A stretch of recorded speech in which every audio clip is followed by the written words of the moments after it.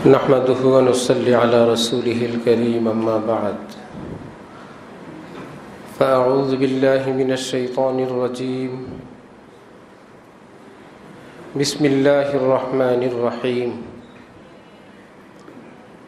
يا أيها الإنسان ما غرك بربك الكريم صدق الله مولانا العظيم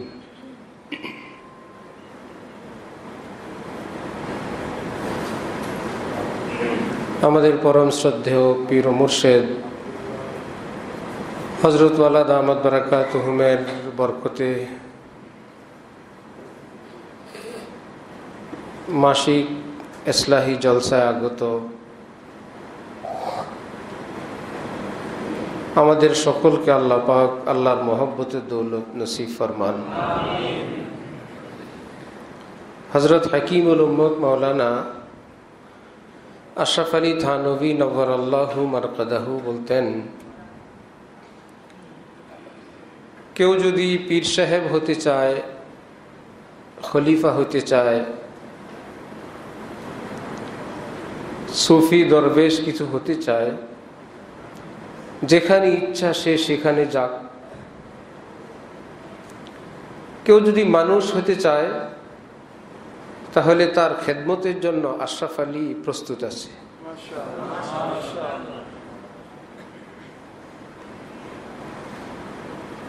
অনেক আগে কোন এক কিতাব থেকে, উর্দু কিতাব থেকে আমি তালিম করতেছিলাম, পাশে আমাদের হযরত ছিলেন। বড় কোনো বুজুর্গের প্রশংসা করতে গিয়ে আরেক বুজুর্গ লিখছেন ভালে মানস থে। মানস শব্দটা আমি পড়তে পারতেছিলাম না। হযরত বললেন, ভাই মানস মানে মানুষ, ভালে মানস থে। এটা একজন আলেমের জন্য, আমরা তো বলি মানুষ তো মানুষই। আলেম ছিলেন, পীর সাহেব ছিলেন, বুজুর্গ ছিলেন, ওলিয়া উলিয়া গাউস আবদাল ছিলেন, এটাই না প্রশংসা?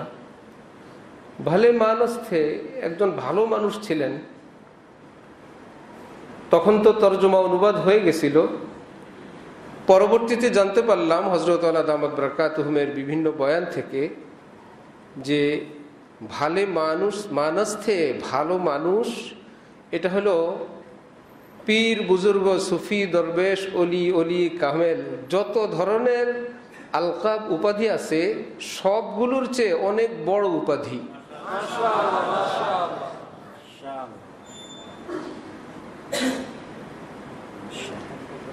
একবার হযরত ওয়ালা দামাত বারাকাতুহুম তো বললেন, ওলি আল্লাহ হওয়াও সহজ, মানুষ হওয়া সহজ না।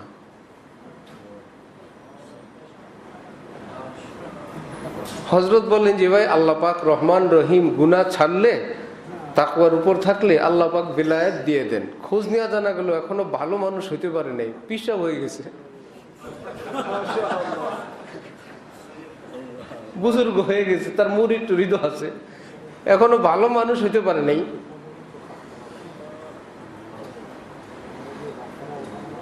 আল্লাহ পাক গুনাহ করে না বান্দা, নেককার মানুষ, ঠিক আছে, ওলিয়া উলিয়াদের খাতায় দিয়ে দাও। খোঁজ নিয়ে গেছে, মানুষ হইতে পারে নাই। এটাকে এক বুজুর্গ বলছেন, শেখ সুদি ও জাহিদ সুদি ও দানিশমন ই জুমলা সুদি ওয়ালে ইনসান সুদি। তুমি পীর সাহেব হয়ে গেলা, বড় পণ্ডিত হয়ে গেলা, দায়ী হইলা, বক্তা হইলা, অনেক কিছু হইলা, কিন্তু একটু যাচাই বাছাই করে দেখলাম এখনো মানুষ হইতে পারো নাই। তাহলে হাকিমুল উম্মত যে বলতেন, কেউ মানুষ হইতে চাইলে আমি আশরাফ আলী তার খেদমতের জন্য প্রস্তুত। শুনতে তো শোনা যায়, কি বলেন? এই সবগুলো কথা একত্রিত করলে তখন বোঝা যায় যে আমাদের জন্য মানুষ হওয়াটা কত কষ্টের কাজ এবং কত বড় কাজ। আল্লাহ আমাদেরকে ভালো মানুষ হওয়ার তৌফিক দান করে।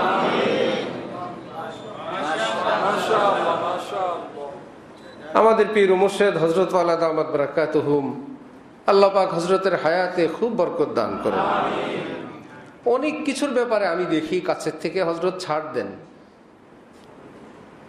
অনেক কিছুরই ছাড় আছে হজরতুল্লাহর কাছে, কিন্তু উত্তম মানবিক চরিত্রের ক্ষেত্রে যদি দেখেন ভুল, হজরত জাগায় ব্রেক।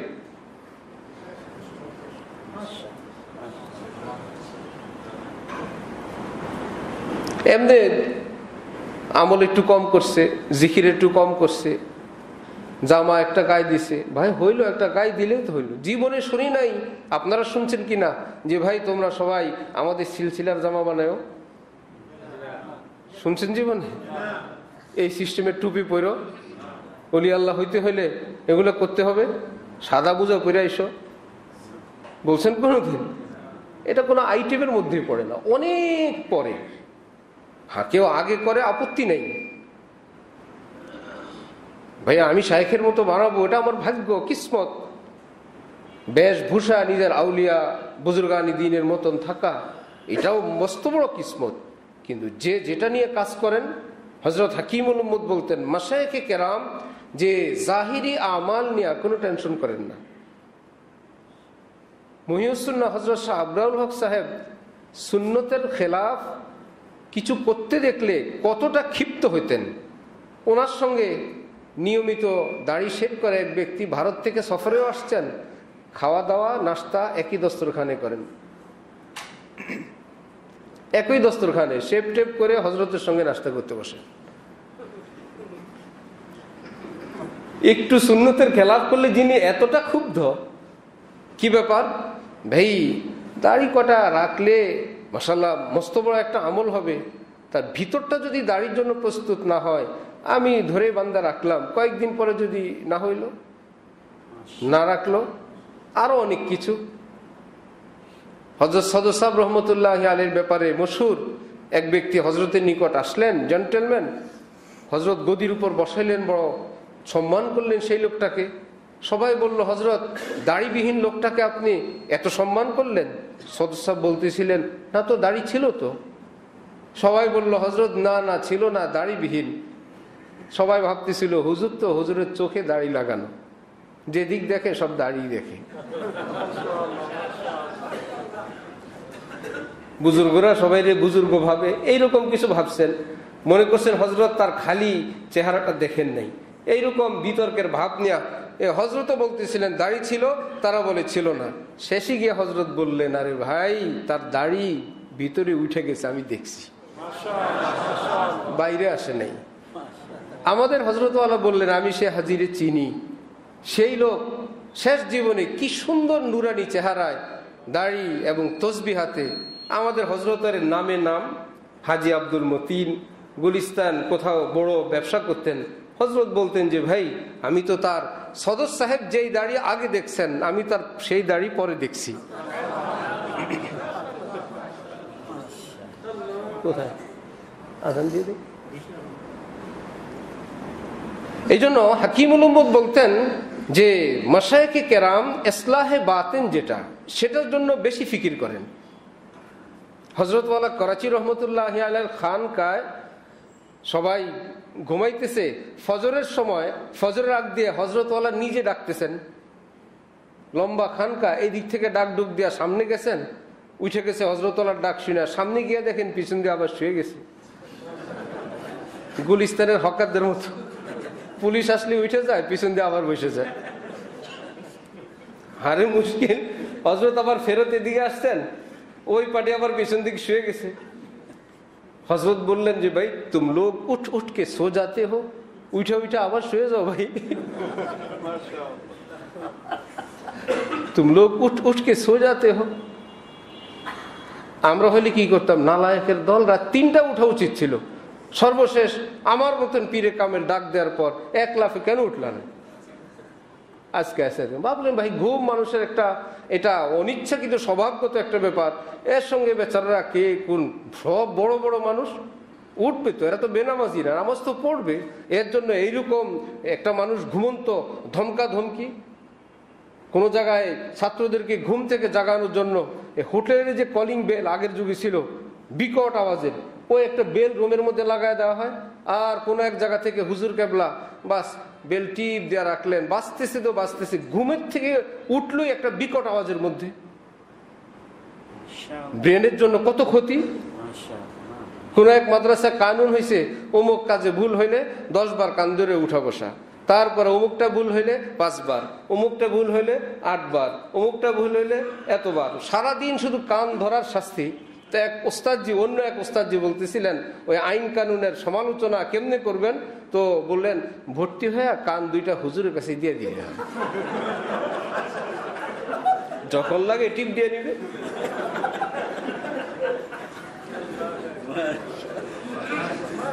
এটা যদি আমার সন্তান হয়, আমার ছোট্ট বাবু হয়, আমি কি তার মাথার উপরে এইরকম একটা বেল এরকম চেপে ধরে রাখতে পারবো? বিকট আওয়াজে বাজতে থাকবে তাকে ঘুম থেকে উঠানোর জন্য। তো তরবিয়ত এক ভিন্ন জিনিস, মানুষ হওয়া, মানুষ করা এটা এক ভিন্ন জিনিস। সেই হাকিমুল উম্মত যিনি ছিলেন, আজকে আল্লাহ পাক আমাদেরকে ওই রকম একজন হাকিমুল উম্মত দান করছেন। আপনাদের উপলব্ধি কি হযরত আলী এরকম একজন মানুষ তৈরি কারিগর কিনা? লালবাগ মাদ্রাসা থেকে বহু আগে একটা স্মারক গ্রন্থ ছাপবে, তো তারা হযরত আলীর নিকটে আসছেন একটা লেখার জন্য। যেহেতু হযরত মাওলানা সালাহুদ্দিন সাহেব রহমতুল্লাহ আলাইহি হযরতের মুরব্বী অভিভাবক, তিনি ছিলেন লালবাগে, ওনার সম্পর্কে লেখাটা আমাদের হযরত আলীর দায়িত্বে আসছে। এই স্মারকের নাম ছিল আলোর কাফেলা। আমার কাছে একটা কপি আছে বহু আগের। তো হযরত সালাহুদ্দিন সাহেব রহমতুল্লাহ আলাইহি তার জীবনী, সেটার শিরোনাম ছিল মানুষ তৈরির কারিগর। হযরত আলী নিজের উস্তাদ সম্পর্কে লিখছেন মানুষ তৈরির, সব তো আলেম তৈরির কারিগর, বুজুর্গ তৈরির কারিগর, পীর তৈরির কারিগর, সুফি তৈরির কারিগর। হযরত আলী নিজের উস্তাদ এবং এত বড় আলেম বুজুর্গ সম্পর্কে লিখছেন মানুষ তৈরির কারিগর। সেই কারিগরের হাতে, হযরত আলী করাচির হাতে এমন এক মানুষ আল্লাহ পাক তৈরি করে আমাদেরকে দিছেন, যিনি আরেকজন মানুষ তৈরির কারিগর। আল্লাহ পাক হযরতের হায়াতে অনেক বরকত দান করেন। এই জন্য আমার ভাইয়েরা, আজকে দেশে সমাজে যে চরম অস্থিরতা, যে উদ্বেগ, যে পেরেশানি, যেভাবে নির্বিচারে খুন রাহাজারি, কে কাকে করছে সেটা তো ভিন্ন কথা। কেউ যদি কোনো একটা অপরাধ করে, সে অপরাধের শাস্তি কি হত্যা করা? আচ্ছা, মেনেই নিলাম একটা অপরাধ করছি, প্রত্যেকটা অপরাধের শাস্তি কি খুন করা? আমাদের পরিবার পরিজনের আপনজন যদি কেউ সে হয় যে খুন হয়েছে, তখন ব্যথাটা বুঝবেন। সে যদি কোনো অপরাধও করে থাকে, সেদিন দেখবেন সব অপরাধী আপনার নিকট ক্ষমার যোগ্য। ভুল না হলে একটু করছিল, সেটাকে ক্ষমা করা যেত না? বা ভুলের অন্য কোনো শাস্তি কি দেওয়া যেত না? কত না কত কিছু। যেভাবে নির্বিচারে খুন, নির্বিচারে গুলি, নির্বিচারে আগুন, সেগুলা কি ভালো মানুষরা করতেছে না নিচু মানুষরা? নোংরা মানুষরা, নিচু মানুষরা। তো বোঝা গেল ভালো মানুষ দরকার। সমাজও ভালো থাকবে, দেশও ভালো থাকবে, আল্লাহর কাছেও ভালো থাকবো, পরিবারের কাছেও ভালো থাকবো। এই ভালো মানুষগুলো তৈরি করে নীতি, নৈতিকতা, লেনদেন, চালচলন, আচার আচরণ, আরেকজনের দুঃখে দুঃখিত হওয়া, আরেকজনের ব্যথায় ব্যথিত হওয়া, আরেকজনের উপকারে আগায় আসা, আরেকজনকে যে কোনো বিপদ আপদ থেকে বাঁচানোর জন্য ঢাল হয়ে থাকা। এ তো চরিত্র ছিল হযরত রাসূলুল্লাহ সাল্লাল্লাহু আলাইহি ওয়াসাল্লামের। সর্বপ্রথম যখন ওহী নাজিল হলো, তিনি আম্মি জান হযরত খাদিজা রাদিয়াল্লাহু তাআলা আনহার নিকট দৌড়ে আসলেন। আম্মি জান যে গুণাবলীগুলো বললেন, একটাও বললেন না আপনি বড় পরহেজগার, আপনি বড় বুজুর্গ, আপনি নামাজি, আপনার কোনো ভয় নাই। সবগুলো বললেন তার মানবিক এবং চারিত্রিক সামাজিক গুণাবলী। না, আপনাকে আল্লাহ বেইজ্জত করবেন না। আপনি তো আপনার সঙ্গে সম্পৃক্ত আত্মীয়দের যে খেয়াল রাখেন, বিপদগ্রস্ত মানুষের যে উপকার করেন, কোনো মানুষের কিছু হারায় গেলে, কেউ হারায় গেলে আপনি তাকে যথাস্থানে পৌঁছানোর ব্যবস্থা করেন। কেউ ঋণগ্রস্ত হয়ে পড়লে তাকে ঋণ থেকে পরিশোধের জন্য আপনি যেই অস্থির হয়ে যান, এইরকম চরিত্রবান একজন উন্নত চরিত্রের মানুষকে আল্লাহ কশ্চিন কারও বেইজ্জত করবে না। কাল্লা লা ইউখজিকাল্লাহু আবাদা। সুবহানাল্লাহ। আমরা আমাদের বুজুর্গি ধরলাম নামাজ, রোজা, তাহাজ্জুদ দিয়ে, আর আম্মি জান বুখারী শরীফের শুরুর দিকের হাদিস নবীজির প্রশংসা করতেছেন যে আপনার তো এই চারিত্রিক এত উন্নত গুণাবলী, তো বোঝা গেল মানুষ হওয়া দরকার। আল্লাহ আমাদেরকে তৌফিক দান করেন। এই জন্য শায়েক দরকার এমন যিনি মানুষ তৈরি করতে পারেন। ওজিফাওয়ালা শায়েক অনেক, বুঝতেছেন?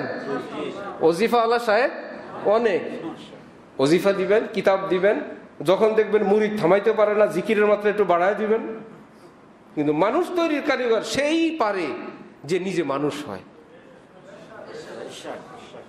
আল্লাহ, হযরত আল্লাহর কাছে কেউ আসলে শুক্রবার বিকাল থেকে শুরু, রিবান যদি একটু নখ বড় হয়, ভাই আজকে জুমার দিন বিকালবেলা, আজকে শনিবার, তোমার নখ এত বড় কেন? তার মানে বৃহস্পতিবার বুধবার যদি হালকা বড় হয় মাপ, একটু হালকা বড় হয়েছে, বেচারার কাটার সময় ঘনাইছে। শনিবারে বড় হইলে তার মাপ নাই। আজকে তোমার নখ বড় কেন? সিঁড়িতে উঠতেছেন নামতেছেন, যেখানে হোক, ওই সময় কেউ সালাম দিলে দেখবেন আরে বাবারে এত গরম। খোঁজ নিয়ে জানা গেল একটা মানুষের জন্য ভয়ঙ্কর অ্যাক্সিডেন্টের ব্যাপার। সালাম কেউ দিলেই তো তার দিকে একটু নজর পড়ে, ওই নজর করতে গিয়ে তালে তালে হাঁটতে গিয়ে বড় দুর্ঘটনা হতে পারে। কথা বলতেছেন, এর মধ্যে সালামের জন্য আগায় যাচ্ছেন। এক বেচারা একবার কোন এক মজলিসে খাবারের পর সাবান দিয়ে হ্যান্ড ওয়াশ দিয়ে হাত ধুইতেছে সবাই, একজন হঠাৎ বলে বসলো সাবান দিয়ে হাত ধোয়া সুন্নত না। কি মুশকিল। তা আমি ভাবতেছিলাম দেখি, দাওয়াত তো আমরা সবাই খেলাম, গরুর গোশত দিয়ে খাইছি, সুন্নত আজকে ওনারটা কিভাবে হয়? আমরা তো সাবান দিয়ে ধুইলাম, উনি ওনার সুন্নত কিভাবে পালন করেন? একটু পরে হালকা পানি দিয়ে ধুয়ে ফেলছেন, উনি সাবান দিয়ে ধর নাই। গরুর গোশতের পর এই পানি দিয়ে ধুইলে কি হাত যথেষ্ট? এখন তো হাতের মধ্যে তেল, আর ফতুয়া তো দিয়ে বসছে, এখন হাতেও তেল, আমার দিকেও তাকায়, এদিক সেদিক তাকায়। এবার দেখলাম আস্তে বিছানার চাদরের মধ্যে সব।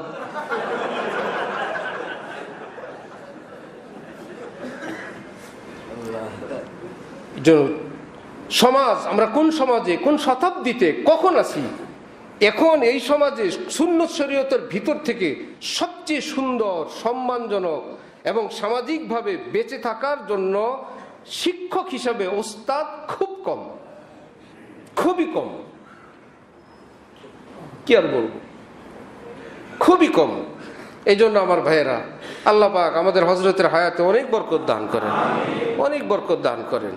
আপনারা তো শিপ নিয়ে আসেন, আল্লাহ আমাদের সকলকে আপনাদের কদম কদমের উসিলা আল্লাহ আল্লাহওয়ালা হওয়ার তৌফিক দান করেন এবং হযরত আল্লাহর কদর করার তৌফিক দান করেন। এবং যে যেখানে আছেন হযরত আল্লাহ তালিম তরবিয়ত নিয়ে আমরা চলার চেষ্টা করব। কোনো জোশে, কোনো আবেগে, কোনো ভুল বিচ্যুতিতে আমরা পা দিব না ইনশাআল্লাহ। আল্লাহ আমাদের সকলকে কবুল ফরমান। ওয়া আখির দাওয়ানা আলহামদুলিল্লাহি রাব্বিল আলামিন।